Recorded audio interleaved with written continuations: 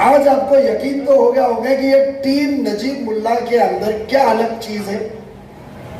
कभी ऐसे बात करते खुलेआम देखा है आपने जफर भाई को? शाह साहब को देखा है? नजमू भाई को देखा है? ये नया दौर है।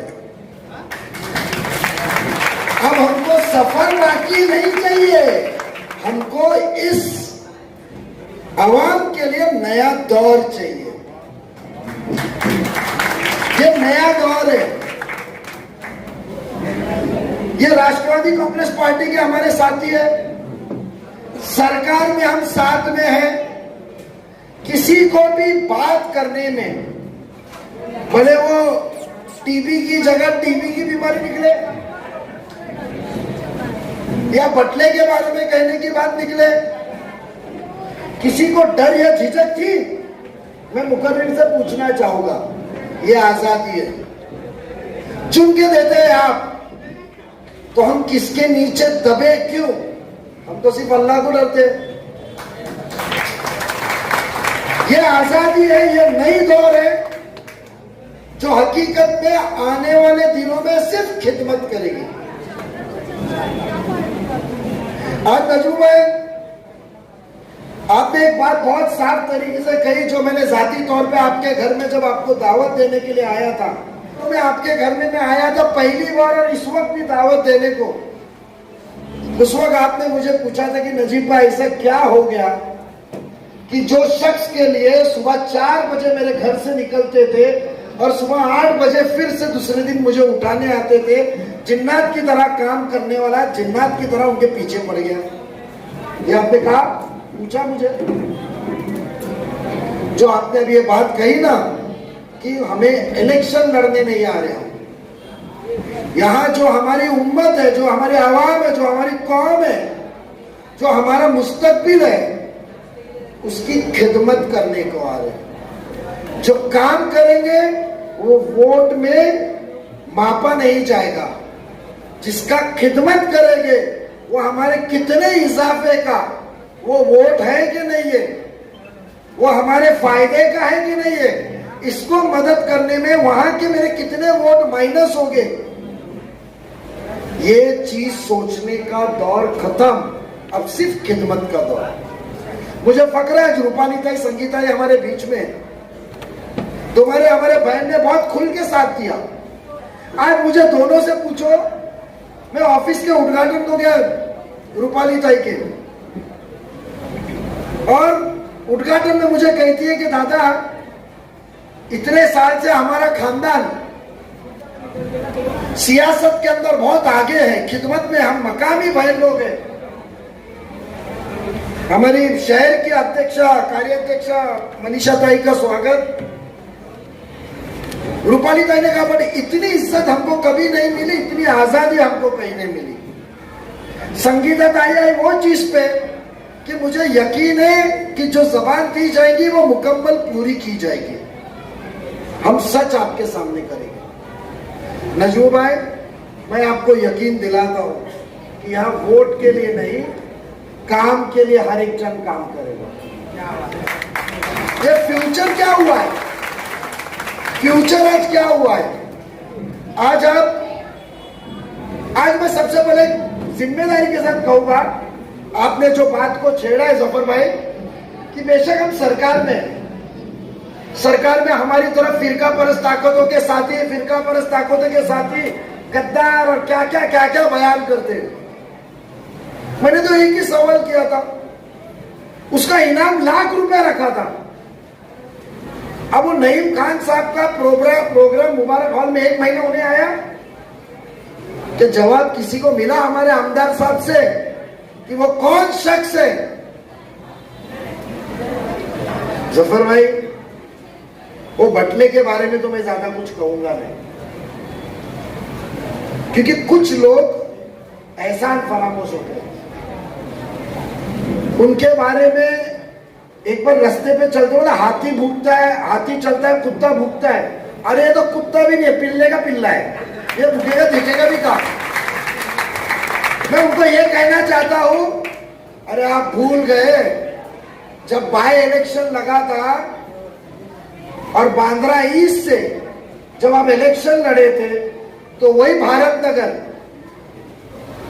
वही नौपाड़ा, बांद्रा ईस्ट का, वही बाकी के नगरों में आप घूम रहे थे और उलेमाओं से लेकर हर मोमिन आपका साथी देकर चुना था। और आप जिस फिरका परस्त ताकतों की साथ देने की बात करते हो, उन्होंने तो तुम्हारे वालिद को हराया था। अरे आप भूल गए 2009 में जब आपके भाई को सांसद बनाया था रत्नागिरी जिला से, तो जितने वहां के मिरकरवाड़ी से लेकर हर लांचा गांव के हर मोहल्ले में, हर मोहल्ले में सबसे ज्यादा वोट तो आपको मिले थे। मैं इतना सिर्फ एक बात कहना चाहूंगा जफर भाई, अब मोमिनों का दौर बदल गया है। मोमिन समझदार हो चुके हैं। ये नौजवानों में तालीम की तरबियत बढ़ चुकी है, तालीमी राफ्ता हो चुके हैं। आज हम समझदार है, तालीम से वाकिफ है। अब हम सिर्फ गरजेंगे नहीं, अब हम बगैर गरजे डायरेक्ट बरसेंगे। अब हमको यह सोचना, मैं खुसूसन मुमरा कौसा की आवाम से कहूंगा, या हमारे मीडिया के लोग मौजूद हैं, मैं एक ही चीज कहूंगा कि कौन सा मोमिन आपको चाहिए, क्या कौन सा मोमिन नुमाइंदा चाहिए आपको। हमें तो इस्लाम में कभी भी कोई दूसरे मजहब के ऊपर तोहमत करने की, दूसरे मजहब के बारे में गलत बात करने की, किसी दो मजहब को लड़ाने की कभी भी हमको इजाजत नहीं मिली है। क्योंकि हमारा इस्लाम ही पहले इस मकसद पे है कि जो पूरी दुनिया का सबसे बड़ा हुकूमत बना था आप सल्लल्लाहु अलैहि वसल्लम के बाद, तो सिर्फ 67 इयर्स लगे थे। हिंदी में कितना कहेंगे, 66 के बाद एक साल और 67 इयर्स लगे। उसकी वजह एक ही थी कि जहां जहां भी हमने जो जो शिकस्त करके जो शहर को ताबे में लिया, जो हुकूमत को ताबे में लिया, उधर हमने मारपीट नहीं की, हमने उधर जुल्म नहीं किया, मोहब्बत का पैगाम लेकर गए। इसके लिए हमको तो इजाजत ही नहीं है। आपको कौन चाहिए? आपको ऐसा शख्स चाहिए कि जो बड़े बड़े टीवी पे बयानात करे और वो काम करते वक्त बाजू से एक बंदा वीडियो निकालने वाला बैठे और दूसरी वीडियो पे दादा को देखो हमारे सामने मुसलमानों ने कितना बड़ा किया। क्या आपको ऐसा शख्स चाहिए जो हम पे एहसान चाहता है? आज मेरे पत्रकार है, मैं खुसूसन कहना चाहूंगा, पुरावा मेरे पास भी है। उस वक्त सगीर उर्फ राजू अंसारी मेरे साथ गाड़ी में मौजूद थे। नंदुरबार से हमारे नगर सेवक जो राष्ट्रवादी अजीत दादा गुट के हैं, वो चाचा को लेकर दूसरे दिन आए जब बयान गलत हुआ था। रफीक कामदार साहब उस वक्त पुलिस स्टेशन में थे, क्योंकि जब वो आए तो उन्होंने हमारे कौसा ऑफिस पे आए, इनके साथ बाद में खाना पीना खा के गए। सब साथी उनके नासिक के लोग थे, दुनिया के लोग थे, कुछ लोगों ने इंटरव्यू भी लिया उनका उधर। मुझे बताइए, आपको ऐसा नुमाइंदा आपका चाहिए जो कौम का खिदमत उसका फर्ज है, जहाँ शहरियत मामला है, जहाँ उम्मत की फिक्र है, उसका फर्ज है। अल्लाह ने दिए हुए उसके रसूख, उसकी ताकत, उसकी कुर्सी का पूरा फायदा उठाने का हक वो अवाम को है, वो कौम को है। और वो काम करता है तो वो दिखावा करे कि बंद मुट्ठी काम करे। आपको कौन चाहिए? मेरी नेकी है, आज नेकी के बदौलत जिंदा हो। आफतें बहुत आई, जो सेक्युलर का नाम लेते हैं, वो ये सेक्युलरिज्म कहां गया था जब एक कौम का माइनॉरिटी का बंदा थाने शहर में अपनी पकड़ बना रहा है, तो चंद पैसे भेज के यूपी में प्रेस कॉन्फ्रेंस करा के मेरा नाम दलवाए। 120 लोग यूपी से अरेस्ट हुए, एक भी प्रेस कॉन्फ्रेंस नहीं हुई। बट नजीब मुल्ला के लिए भी सोचो कितना खतरा है मेरे से लोगों को। क्यों मैं आपका भाई हूं, क्यों मैं आपका बच्चा हूं? क्या कर रहा हूं? खिदमत कर रहा हूं, हिंदू मुस्लिम को एक कर रहा हूं, सबको आगे लेकर जा रहा हूं। दीन के मामले में जिधर फिरका परस्त ताकत मुखालिफत करके उनके दबाव डाल के उनको बिठा के अपने लोगों का काम करा रहा हूं, क्या गलत कर रहा हूं? वो जाके उनको पूछिए कि जब गुनाह वापस बढ़ाने की बात हुई थी तो डीसीपी को कौन भेजा पुलिस स्टेशन में? स्पेशल आईजी शिशवे साहब को किसने फोन किया? और वो वक्त भी है, शिशवे साहब ने डीसीपी का नंबर मुझे भेजा। और उन्होंने कहा कि सियासत होगी, आपकी शर्त कबूल की जाएगी। वकील किसने दिया? वकील ने उस दिन अर्जी किया, पहले से पुलिस स्टेशन में तय हो चुका था कि एफआईआर दर्ज एक दिन पहले हुई है, आपका स्टेटमेंट कल कोर्ट में डालेंगे। उन्होंने कहा कैसा स्टेटमेंट देना चाहिए, स्टेटमेंट पूरा मुकम्मल लिखा के लिए डीसीपी ने उनको बिठा के लिया, जब भी कोई आपका आमदार नेता गया नहीं था। और वो भी कॉर्पोरेटर है, वो भी सियासत से रास्ता रखते हैं, वो भी किसी के वोट पे चुन के आते। उन्होंने बाजू में अपने पीए से सिंगल पसली से वीडियो में निकाला, क्योंकि वो तो खिदमत करने आए थे कौम की। इतने दूर से सुबह 4:30 बजे निकल के भूखे प्यासे पुलिस स्टेशन में वो चाचा को इंसाफ दिलाने आए थे, जिसने हिंदू मुस्लिम किया उसको सजा दिलाने आए थे। दूसरे दिन जब कोर्ट में पेशी हो गई, कोर्ट में वकील ने अर्जी दिया कि भाई ये गुनाह बढ़ना चाहिए, दूसरे दिन गुनाह बढ़ा और ये वहां से जाके बैठ के निकालते कि मैंने बढ़ाया। हाँ, हम कम पढ़ते हैं। मुझे आनंद परांज पे हमारे माजी खासदार ने आज कहा, नजीब भाई 95% तुम काम करते, 5% प्रसिद्धि में जाते, दुनिया दौर है, बट मैं टीबी का बीमार हो सकता हूँ, टीबी का नहीं। मैं टीबी की बीमारी हो सकती है, अल्लाह शिफा दे मुझे, बट मैं जिंदगी में टीबी का नहीं होगा। जिस दिन टीबी का होगा, मैं तुम्हारे नजर के सामने झूठा साबित होगा। मेरा हर काम एक झूठा होगा, हर काम एक दिखावा होगा, हर काम आपके नजर के सामने आपको खुश करने का होगा। मेरा फर्ज है कि मेरी उम्मत की खिदमत करूं, मेरा फर्ज है इनका मुस्तकबिल बदलूं। यही सोच 2002 में थी, यही सोच 2002 में थी। तो नासिर मेम साहब, महबूब आए, आप कब्रिस्तान के लिए बहुत जद्दोजहद कर रहे हैं। 2002 के पहले आप इतिहास उठा के देखिए, थाने महानगर पालिका नहीं, वसई महानगर पालिका, मीरा भाईंदर महापालिका, किधर भी कब्रिस्तान के इखराजात, कब्रिस्तान को मदद सरकारी पैसे से नहीं होती थी। इतिहास जाके देखिए। मेरी उम्मत का काम था, चुन के आया, अल्लाह ने सलाहियत दी थी, 22 साल की उम्र में ताकत दी थी, कब्रिस्तान की निधि शुरू कराए। सबसे पहला कब्रिस्तान रामगढ़ी में बना। मैं मानता हूं 14 करोड़ रुपया देने के बाद में भी कब्रिस्तान का कब्र खोदे तो पानी निकलता है। कुछ लोगों ने कहा, मैं इंटरव्यू देखा कि हमको बंद कराने की बारी आई। अरे आप कहते हैं कि भाई लोग हाथ पैर जोड़ते हैं। पिछले हफ्ते उद्धव ठाकरे साहब के पीए मिलिंद नार्वेकर जी, जो अभी आमदार बने, सुबह मुझे उनका फोन आया कि बोले आपके साथ कोई आपके चाहने वाले नईम खान साहब है, माजी महापौर। बोला हाँ, क्या हुआ? बोले मेरे घर में काम करता था, उसके फलाने का इंतकाल हो गया, उसकी दरखास्त है कि कुछ भी करो, हमारी मैयत की तफ्तीन अमृत नगर में होनी चाहिए, नईम खान को वसीला लगाओ, हम कौसा कब्रिस्तान में नहीं जाना चाहते। किसने फोन किया सुबह मुझे? बांद्रा से, मातोश्री से उद्धव ठाकरे के पीए जो आमदार बने मिलिंद नार्वेकर ने। और खान साहब को मैंने रिक्वेस्ट किया, खान साहब नार्वेकर साहब आमदार है, उनका फोन आया है, आप प्लीज उनको इजाजत दीजिए। ये हाल है मुसलमानों का आज आपको कौन चाहिए? मैं सवाल पूछना चाहूं। मैं मानता हूं टोरेंट साहब, टोरेंट की ऑफिस जिसकी जगह में है, टोरेंट की ऑफिस जिसकी जगह में, उसका मालिकी हक तो निकालो यार। अभी तालीम आपके पास आ गई है, स्कूलें आ गई है, जो फकरा फिक्र बोलते मुस्तकबिल की। आज म्युनिसिपल स्कूल है, 6000 बच्चे हैं, 10वीं तक स्कूल चालू है। क्या आप मानने कभी रास्ते पे उतरे थे?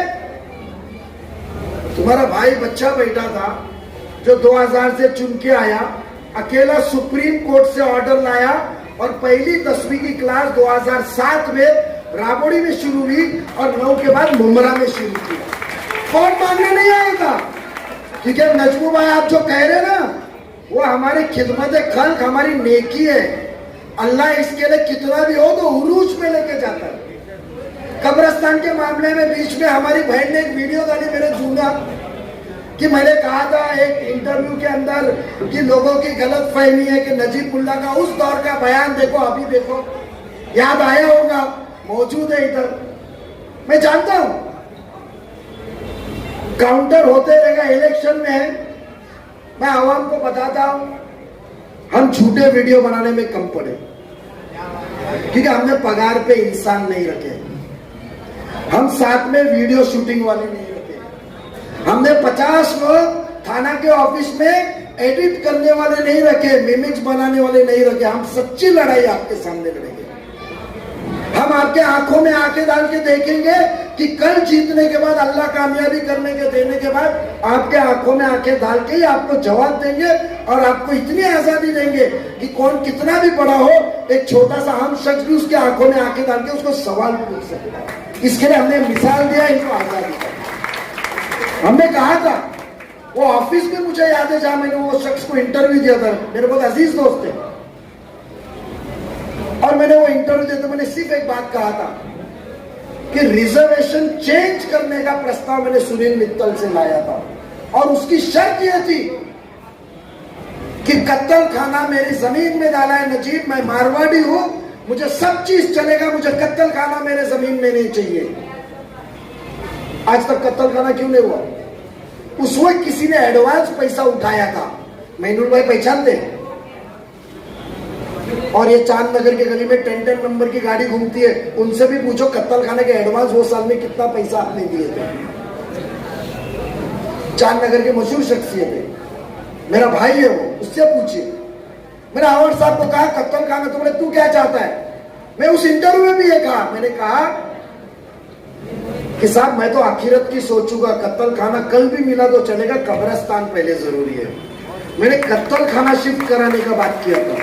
मुझे अंदाजा नहीं था, मुझे अंदाजा नहीं था, जब भी वो पत्रकार हनीफ कांदा साहब का उस दिन भी नाम लिया, जब उन्होंने मुझे पेपर बताया तो बोले नजीब आपको उन्होंने झूठ कहा क्योंकि बुनियाद झूठ पे है। साहब मैंने सिंगल कॉपी में लाया था, मैंने 2009 में वो शख्स को परफेक्ट 24 कैरेट सोना समझ के लाया था, बट मेरे आंखों पे पट्टी बंधी हुई थी, क्योंकि उस वक्त हमको बताया गया था कि हिंदू भाई मुसलमानों के बारे में अच्छी बात कर सकते हैं, वो जज्बे में लाया था। मगर भूल गया कि मेरे कौम को बिकवाना पड़ेगा, मेरे कौम को टॉयलेट का सामना करना पड़ेगा, कौम को कब्रिस्तान के अंदर से कब्र में से पानी निकालनी पड़ेगी, कौम की तरबियत। स्कूल के हाल देखो, आप मुस्तकबिल की बात करते हैं, क्या हाल है स्कूल के? दरवाजे हैं, टॉयलेट में पानी है, पर आपको पसंद है ना, बीजेपी के खिलाफ बात करता है। हिंदू मुसलमान का इस दुनिया में कहीं पे भी हो, सबसे पहले आवाज वो उठाता और आप उसमें खुश है। आप क्या चाहते हैं? आपके उनके झूठे ख्यालात और बयान में आप खुश रहना चाहते हैं कि आप खिदमत में खुश रहना चाहते हैं? एक ही चीज है कि अलग अलग बातों के अंदर, कब्रिस्तान और बाकी के चीजों के अंदर आपके बातें किए हैं।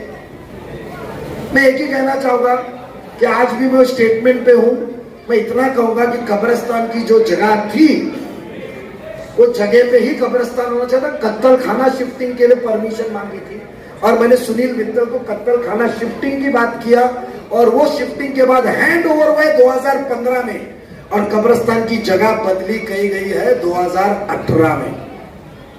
18 में मेरा रिश्ता दूर हो चुका है। प्लान है,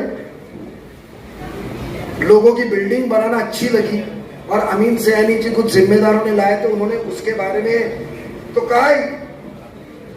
मैं एक ही चीज आखिरी बात आपके सामने कहना चाहूंगा कि मैं जानता हूं जफर नोमानी साहब, नजमू भाई, इन्होंने एक ख्याल पेश किया कि आप लोगों को डराया जाता है। हम कब से डरने लगे? आज 1 साल हो गया हमको अलग होके, 1 साल हुआ। किसी की तड़ी पार की ऑर्डर आई तुम में से? पहले कोई आवाज उठाए तो डायरेक्ट तड़ी पार होता था। बेचारा हमारे सैफ भाई को देखो, मुखालिफत किया, सियासती मुखालिफत थी, तुम्हारी खामियां निकाल रहा था, तड़ी पार हुआ। रफीक कामदार साहब को देखो, न्यूज चैनल में बयान कर मेरे खिलाफ कितना बोले, राबुड़ी में आके बोले, पर उनको बोलो मेरा सलाम करने के मिजाज में कभी गलती हुई? कितने न्यूज चैनल मेरे खिलाफ चलते? अरे उनका काम है वो हमारा आईना है। इसका मतलब मेरे के साथी दुश्मन बन गए वो? मुझे बताइए ना, कौन सा मोमिन है जिसके पेट पे लात मारा जाए? एक साल में हमारे खिलाफ भी बात करने वाले, आगे ही धाबा है उनका वाई जंक्शन पे, टूटा रोज मेरे खिलाफ, नहीं तोड़ूंगा मैं। वो हिंदू हो या मुसलमान हो, वो उसके पेट पे लात हम कभी नहीं मारेंगे। एक भी झूठा गुनाह दाखिल हुआ हमारी मुखालिफत पे, क्यों डर रहे हो आप लोग? वो दौर गया, अब नया दौर आएगा। वो झूठे गुनाह दाखिल करने का सफर जाते वक्त आखिरी बात कहूंगा, ये सोच है हमारी, ये ख्यालात है, टोरेंट, कब्रिस्तान, आपका मुस्तकबिल, तालीम, रोजी रोटी, तालीम के ऊपर कुछ नहीं, बच्चों के तालीम के ऊपर नहीं। ये जब कौम का इंसान होता है, जिसको दर्द होता है ना, वही कर सकता है। और मुझे फक्र इस बात का है कि अवार बोला तो सेक्युलर, मुल्ला ने वो बात किया तो जातिवाद। ये कौन सा दौर है? मैं भी सेक्युलर हूं। आज मेरी हिंदू बहनों साथ में, आज बताओ पारसिक में क्या रिस्पॉन्स है? आज वो बताएंगे पारसिक में क्या रिस्पॉन्स है, कलवा में क्या रिस्पॉन्स है। आज हमारे हिंदू लोग आ रहे हैं हमारे साथ, तो हम सेक्युलर में, हम जातिवाद हो गए। आने के पहले 2 ऑफिस डाल रहे हैं हम, कौसा में शुरू भी, दूसरी हमारी गैसू भाई की वजह से। गैसू भाई को पूछो, ऑफिस दी, खबर गई, मेरे पास तो हराम का पैसा नहीं है, चेक से पैसा दिया, पैसा लेकर पहुंच गया। अभी कहते ना दलाल तो बहुत बैठे हुए ना, गाड़ी में, बंगले में पहुंचाने वाले, गाड़ी में पहुंच गया, पैसा लेकर पहुंचा, हाथ पैर जोड़। जो इंसान के खिलाफ बिल्डिंग बंद करने के लिए लेटर देने वाला शख्स हाथ पैर जोड़ के बोलने लगा ये ऑफिस मत दे, खरीद लेता हूं मैं तेरे से। ऑफर थी। मैं शुक्रगुजार तुम्हारे बच्चों का और घर वालों का हूं कि उन्होंने भी कहा कि जबान नजीब को दी गई है, तो ये ऑफिस सिर्फ नजीब को जाएंगी, कितना भी पैसा। यहाँ से मुमरा की खिदमत की जाएगी। और मैं आपको जैसू भाई वादा देता हूं, वो दहलीज से सदर बैठे, कार्याध्यक्ष बैठे, मेरे कॉर्पोरेटर्स बैठे, मेरे फ्यूचर कॉर्पोरेटर्स लोग बैठे, मेरे साथी बैठे, मेरी नौजवान टीम बैठी है, सब जन बैठी, वहां से मुकम्मल खिदमत होगी। वो दहलीज पे सुबह से लेकर शाम तक वहां इंसान बैठा होगा, लेटर बनाने वाला बैठा रहेगा, फोन लगाने वाला बैठा रहेगा, फिर वो कचरे का काम हो कि रास्ते का काम हो कि एडमिशन का काम हो कि टोरेंट की पेनल्टी हो या खड्डे हो या चेंबर टूटा हो, इंसान आके उधर अपना खिदमत को अंजाम दे सकता है। जीत के आने के पहले हम खिदमत की शुरुआत कर रहे हैं आपके लिए, ये मैं आपको वादा दूंगा।